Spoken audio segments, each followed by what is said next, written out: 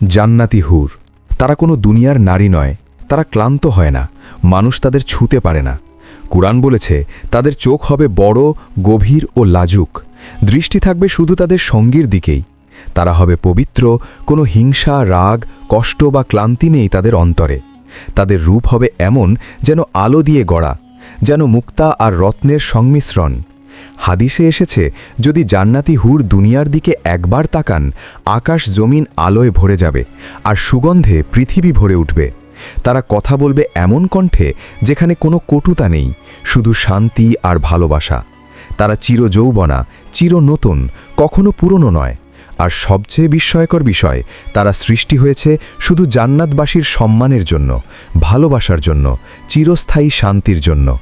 এটাই জান্নাতি হুর, একটি পুরস্কার যা কেবল ধৈর্যশীলদের জন্য সংরক্ষিত।